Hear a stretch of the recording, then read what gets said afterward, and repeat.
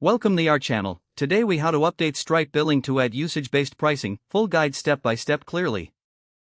To begin the process of updating Stripe billing for usage-based pricing, log into your Stripe dashboard.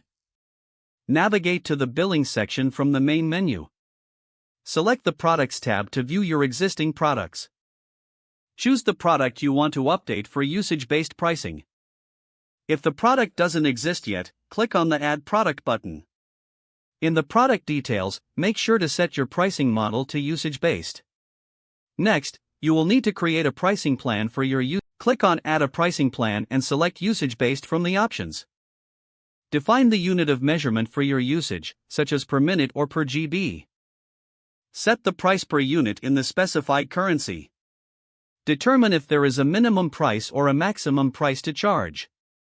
If necessary, configure pricing tiers by clicking Add Tier to establish varying rates based on usage.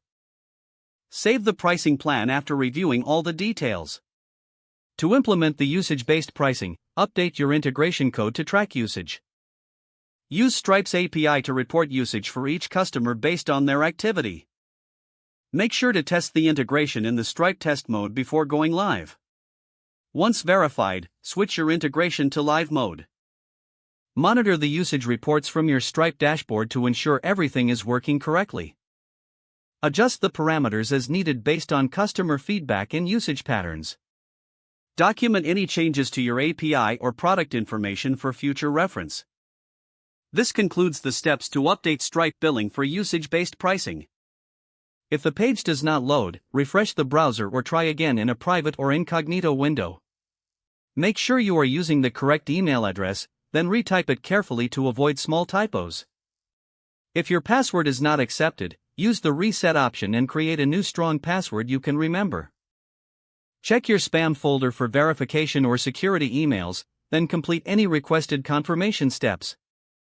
Enable two-factor authentication if available to improve account security and reduce unauthorized access risk.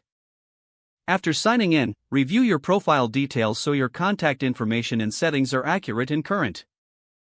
If you see an error message, note it down and try again after restarting your device and internet connection. Log out when you finish, especially on shared devices, to keep your account and payment information secure. Don't forget to like this video and subscribe to our channel for more step-by-step tech guides.